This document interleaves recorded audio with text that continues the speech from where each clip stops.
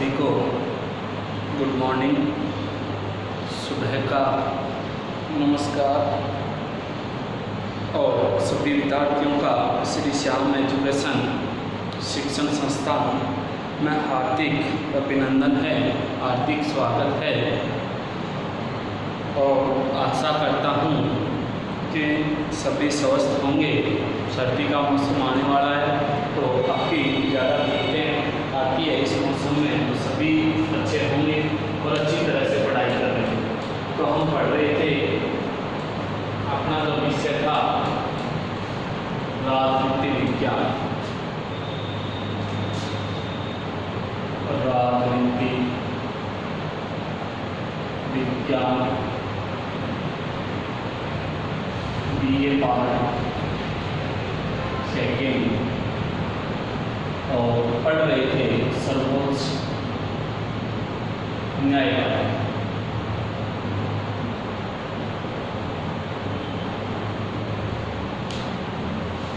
तो BA part second के जितने भी विद्यार्थी हैं उनको अध्ययन कर रहे थे हम भारत की सर्वोच्च न्यायपालिका। सर्वोच्च न्यायपालिका का गठन किस प्रकार से होता है, उसकी रचना किस प्रकार से है, बात करें कितने न्यायाधीश होते हैं या फिर कार्यकाल कितने वर्ष होता है, ये हमने अध्ययन किया। आज जो अध्ययन है वो अध्ययन अपना ये रहेगा कि सर्वोच्च न्यायालय के क्षेत्राधिकार क्या है, क्षेत्राधिकार की सर्वोच्च न्यायालय के क्षेत्राधिकार की बात करें कि क्षेत्राधिकारों की सर्वोच्च न्यायालय के, तो इसे तीन भागों में बांटा गया। कितने भागों में बांटा गया? तीन। कि सर्वोच्च न्यायालय के क्षेत्राधिकार के कितने प्रकार बताए गए हैं भाई? तीन प्रकार बताए गए। पहला जो प्रकार बताया गया है वो है प्रारंभिक क्षेत्राधिकार। पहला जो प्रकार है उसका नाम है प्रारंभिक क्षेत्राधिकार। दूसरा जो आपसे पूछ ले उसका नाम है समवर्ती प्रारंभिक क्षेत्राधिकार, समवर्ती प्रारंभिक क्षेत्राधिकार।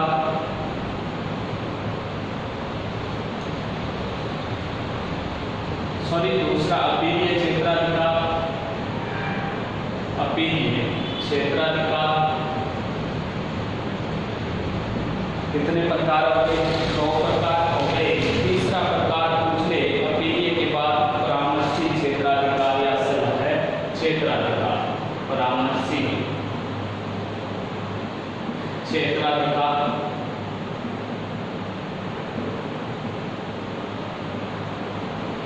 कि हम पढ़ रहे थे कि क्षेत्राधिकार कि सर्वोच्च न्यायालय के क्षेत्राधिकार कौन कौन से हैं? प्रारंभिक क्षेत्राधिकार, अपीलीय क्षेत्राधिकार, परामर्शी क्षेत्राधिकार या सलाहकार क्षेत्राधिकार। कितने प्रकार हैं इसके? 3 प्रकार। कितने भागों में बांटा है इसे? 3 भागों में बांटा है। अब प्रारंभिक थोड़ा सा आपको बता दूं कि वे क्षेत्र या वे भाग या वे विषय कि जिन पे संपूर्ण रूप से एकाधिकार किसका होता है, कि वे विषय जिन पे संपूर्ण रूप से एकाधिकार होता है वो सर्वोच्च न्यायालय का होता है। दूसरा अपीलीय क्षेत्राधिकार की जनहित याचिका, जनहित याचिका के लिए कि कोई भी व्यक्ति न्यायालय में जाके अपील कर सकता है और उसके बाद उन विषयों पे जो अध्ययन किया जाता है वो अपीलीय क्षेत्राधिकार। और वे विषय जिन पे परामर्श लिया जाता है, परामर्श लेने के बाद उन पे अध्ययन किया जाता है, वे कहलाते हैं क्षेत्राधिकार, परामर्शी क्षेत्राधिकार। तो पहला पढ़ेंगे कि 3 प्रकार से है। उनमें पहला प्रकार है प्रारंभिक क्षेत्राधिकार। अब देखो प्रारंभिक क्षेत्राधिकार पूछ ले कि प्रारंभ के विषय या वे विषय जिन पे क्या होता है, वे विषय जिन पर सर्वोच्च न्यायालय का एकाधिकार होता है, सर्वोच्च न्यायालय का एकाधिकार होता है।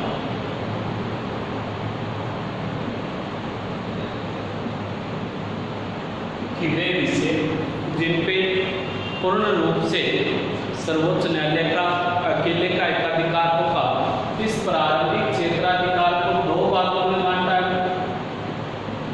कितने भागों में बांट दिया इसे? दो भागों में। आपसे पूछ ले प्रारंभिक जो क्षेत्राधिकार है इसे कितने भागों में बांटा गया। अब देखो इसके जो दो भाग हैं, पहला भाग है प्रारंभिक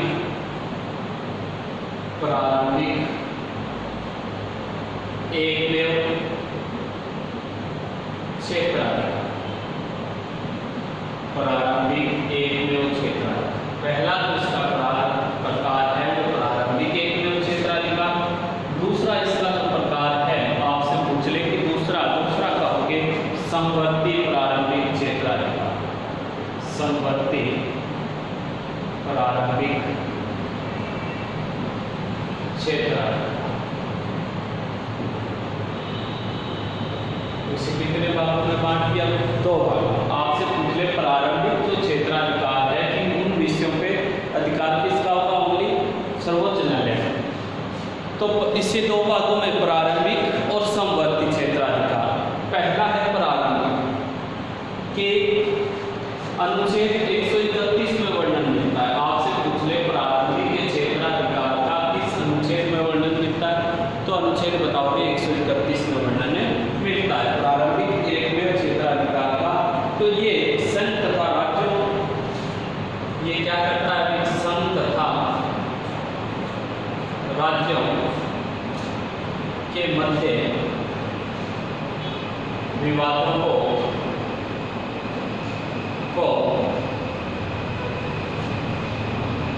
दूर करने का कार्य करता है। कहने का मतलब कि वे विषय जो अनुच्छेद 131 के माध्यम से जो संघ या राज्यों के अधीन हो, तो ये किसे सौंपते हैं? सर्वोच्च न्यायालय को सौंपते हैं। सर्वोच्च न्यायालय का एक अधिकार होता है उन विषयों की बात चल रही है अनुच्छेद 131 के माध्यम से संघ और राज्यों के जो विवाद है उन विवादों को दूर करने का काम कौन सा करता है? प्रारंभिक क्षेत्राधिकार करता है। अब इसके विषय पूछ ले आपसे कि प्रारंभिक क्षेत्राधिकार के विषय कौन कौन से होते हैं? तो विषय, पहला विषय बताओगे भारत सरकार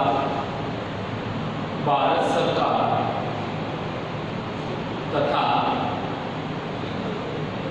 एक से अधिक राज्यों के बीच विवाद तथा एक से अधिक राज्यों के बीच विवाद। अब देखो दूसरा विषय पूछ ले आपसे, वो है भारत सरकार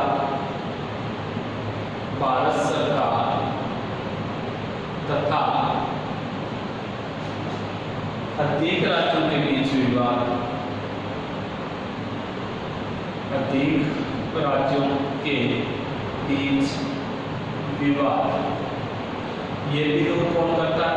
सर्वोच्च न्यायालय। तीसरा पूछ लिया आपसे तो कहोगे दो या दो से अधिक राज्यों के बीच विवाद। दो या दो से अधिक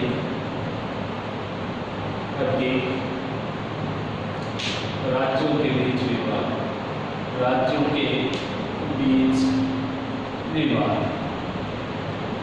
कहने का मतलब प्रारंभिक एकमेव कि जिन पे केंद्र और बात करें कि संघ कह सकते हो, केंद्र कह सकते हो, केंद्र और राज्यों के मध्य विवाद हो जाए तो उन विवादों को दूर करने का काम करता है सर्वोच्च न्यायालय। अगर भारत सरकार, केंद्र सरकार और एक से अधिक राज्यों के बीच विवाद उत्पन्न हो गया, जैसे बात करें कि भारत सरकार वर्तमान में जो बीजेपी सरकार है या भारतीय सरकार कोई भी हो, उसको लेकर ऋण अदायगी के प्रश्न पे विवाद हो गया, ऋण अदायगी, तो इस ऋण अदायगी के प्रश्न का जो विवाद है इसको दूर करने का काम कौन करेगा? सर्वोच्च न्यायालय करेगा। फिर दूसरी, भारत सरकार तथा अधिक राज्यों के बीच विवाद हो जाए किसी भी ऐसे कानून को लेकर या ऐसे विषय को लेकर, भारत सरकार और दो या दो से अधिक राज्यों के बीच विवाद हो जाता है तो उसे भी दूर करने का काम कौन तीसरा है 2 या 2 से अधिक राज्यों के मध्य विवाद, जैसे उदाहरण के तौर पे केरल, कर्नाटक, 2 राज्य। अब दोनों राज्यों के मध्य विवाद हो गया, जैसे किसी विवाद, सीमा विवाद हो गया या फिर नदी विवाद हो गया, तो इस प्रकार के 2 राज्यों के बीच विवाद हो जाता है तो उनको भी दूर करने का काम कौन करता है? सर्वोच्च न्यायालय करता है। तो ये था प्रारंभिक एकमेव क्षेत्राधिकार। दूसरा पूछ लिया आपसे कि समवर्ती, तो अनुच्छेद 32(1) में इसका वर्णन मिलता है। अनुच्छेद 32(1) इसमें मिलता है 32(1) में समवर्ती का पूछ ले कि 32(1) इसमें विशेष तौर पर या विशेष मौलिक अधिकारों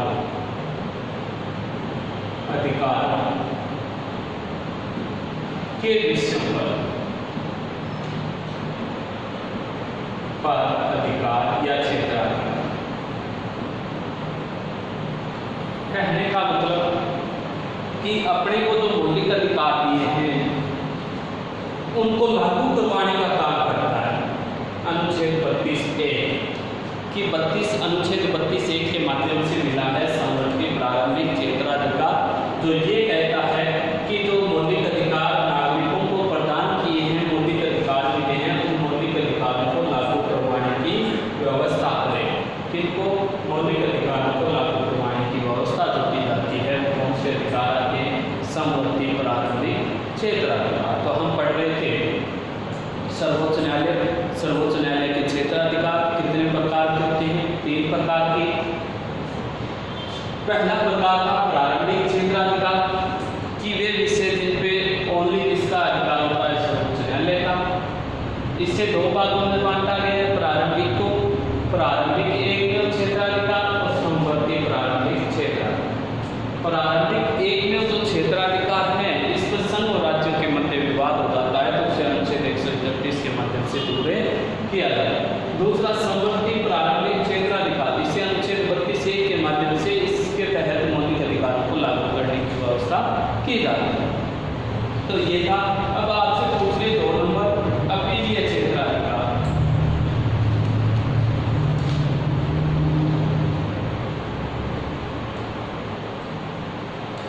2 नंबर जो प्रकार है सर्वोच्च न्यायालय का वो आपसे पूछ ले तो कहोगे अपीलीय क्षेत्राधिकार।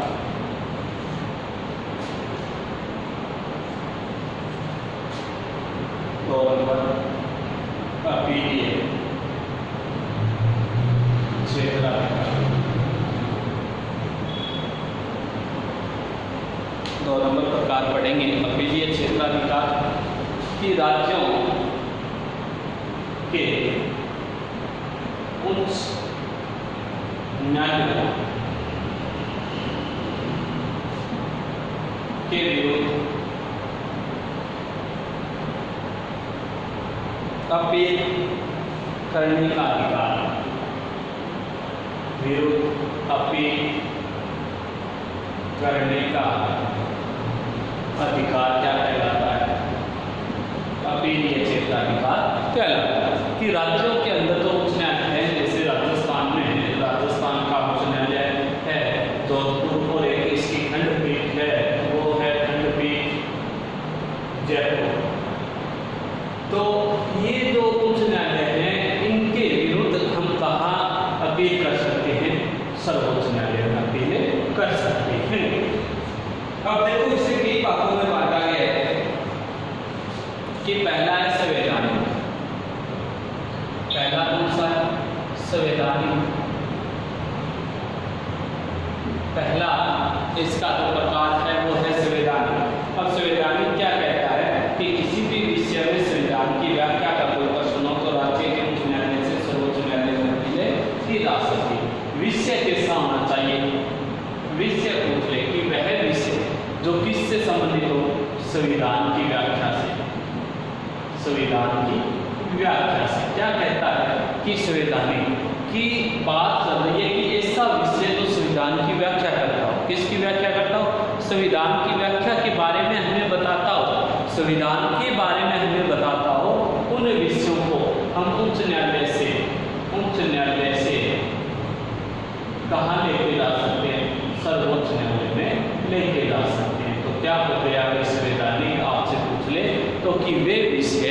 जो संविधान की व्याख्या करता हो, संविधान का उल्लंघन करता हो या संविधान से संबंधित हो, किससे संबंधित हो भाई, संविधान से संबंधित हो, उन विषयों को हम उच्च न्यायालय से कहाँ अपील कर सकते हैं, सर्वोच्च न्यायालय में अपील कर सकते हैं। वो कहलाता है संवैधानिक कहलाता है। जैसे निर्वाचन आयोग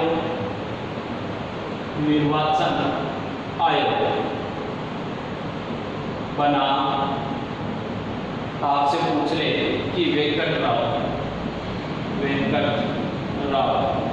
1953, जैसे अपना जो निर्वाचन आयोग है और उसके विरुद्ध अपील की थी वेंकट राव ने, तो क्या हो गया मामला, निर्वाचन आयोग बनाम वेंकट राव 1953 की बात है, अपील की थी सर्वोच्च न्यायालय में। क्या कहा था, अनुच्छेद 132 के अधीन अकेले न्यायाधीश की अपील भी सर्वोच्च न्यायालय में की जा सकती है या नहीं, या हाँ कि अकेले न्यायाधीश की क्या मामला था, न्यायाधीश की अपील भी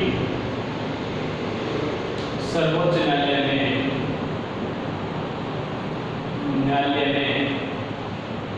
की जा सकती है या नहीं। तो मामला क्या था, संविधान की व्याख्या से कि उच्च न्यायालय का कोई भी न्यायाधीश है, किसका, उच्च न्यायालय का कोई भी न्यायाधीश, उसकी अपील हम क्या कर सकते हैं, सर्वोच्च न्यायालय में कर सकते हैं या नहीं कर सकते। तो उत्तर क्या दिया गया था इसका कि हाँ कर सकते हैं। क्या कहा था सर्वोच्च न्यायालय ने कि हम एक न्यायाधीश की भी अपील कहाँ कर सकते हैं, सर्वोच्च न्यायालय में कर सकते हैं। इसके बाद 2 नंबर आपसे पूछ ले तो 2 नंबर कहोगे दीवानी।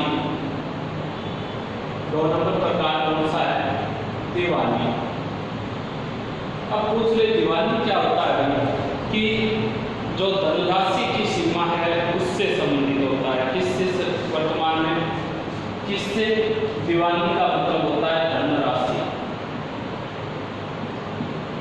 कि वे मामले जो किससे संबंधित हो, धनराशि से संबंधित हो, कि वे विषय जो धनराशि से संबंधित होते हैं उनकी अपील हम कहाँ कर सकते हैं, सर्वोच्च न्यायालय में कर सकते हैं। तो दीवानी का मतलब क्या हो गया कि वे विषय जो धनराशि से संबंध रखते हों, धनराशि से युक्त हों, उन विषयों की अपील हम कहाँ कर सकते हैं, सर्वोच्च न्यायालय में कर सकते हैं। कौन सा संविधान संशोधन हुआ था इससे संबंधित, 30वां संविधान संशोधन। कौन सा संविधान संशोधन हुआ था भाई, 30वां संविधान संशोधन हुआ था, आपसे पूछ ले 1972 में। इसमें जो थी धनराशि की सीमा को हटा दिया गया। क्या हटा दिया गया भाई, धनराशि की सीमा हटा दी गई कि अगर कोई पदाधिकारी 1 रुपए की भी गड़बड़ी करता है, 1 रुपए की भी गड़बड़ी होती है तो उसको भी लेके हम कहा जा सकते हैं, सर्वोच्च न्यायालय में जा सकते हैं। पहले ये सीमा राशि थी, इसको 30वें संविधान संशोधन द्वारा क्या किया गया, हटा दिया। पूछ ले कि अनुच्छेद किसमें नहीं था, ये अनुच्छेद 133 में वर्णन है। कौन से अनुच्छेद में वर्णन मिलता है इसका, अनुच्छेद 133 में वर्णन मिलता है। इसके बाद पूछ ले कि वर्तमान उच्च न्यायालय द्वारा प्रमाणित कर दिया जाए कि विवाद में संविधान की व्याख्या से संबंधित है। किसके द्वारा, उच्च न्यायालय द्वारा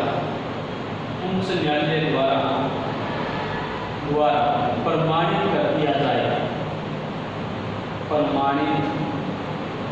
जाए कि विवाद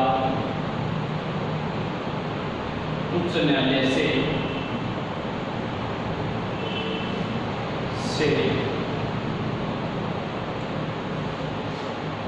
कि प्रमाणित कर दिया जाए कि विवाद संविधान की व्याख्या से संबंधित है, संविधान की व्याख्या से संबंधित है।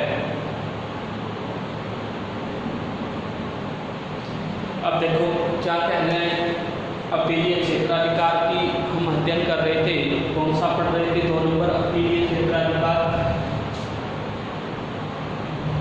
कि कि क्या कह रहा है, राज्यों के उच्च न्यायालयों के विरुद्ध, कि जो राज्यों में उच्च न्यायालय होते हैं उन उच्च न्यायालयों के विरुद्ध अपील करने का जो अधिकार होता है वो कौन सा अधिकार कहलाता है, अपीलीय क्षेत्राधिकार कहलाता है। जैसे कि राजस्थान की बात करें कि राजस्थान में उच्च न्यायालय का जोधपुर की बात करें तो जोधपुर की खंडपीठ का, जयपुर और जयपुर की बात करें, किसकी बात करें भाई, जयपुर, तो इसके विरुद्ध ये उच्च न्यायालय है तो हम इसका विवाद कहाँ लेके जा सकते हैं, सर्वोच्च न्यायालय में लेके जा सकते हैं।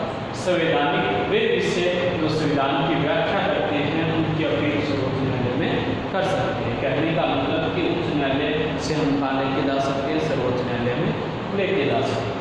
जैसे निर्वाचन आयोग बना वेंकटराव 1973 का मामला, कि इसमें अकेले न्यायाधीश की, ये कह रहा है वेंकटराव सर्वोच्च न्यायालय में लेके गया था, तो क्या कहता है कि अकेले न्यायाधीश की अपील भी क्या हम सर्वोच्च न्यायालय में कर सकते हैं या नहीं कर सकते, तो सर्वोच्च न्यायालय ने जवाब दिया था कि हाँ हम अकेले न्यायाधीश की भी क्या कर सकते हैं, अपील कर सकते हैं।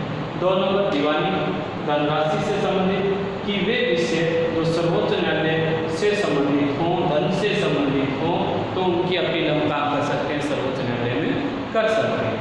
30वां संविधान संशोधन हुआ था 1972 में, कब हुआ था, 1972 में हुआ था, तो धनराशि की सीमा हटा दी गई, अनुच्छेद 133 में से नहीं तय की धनराशि अब लागू नहीं रखी जाएगी। अनुच्छेद 133 में इसका वर्णन मिलता है, उच्च न्यायालय द्वारा प्रमाणित कर दिया जाए कि विवाद संविधान की व्याख्या से संबंधित है। तो विवाद मतलब धनराशि को लेकर है, किसको, कि जो संविधान में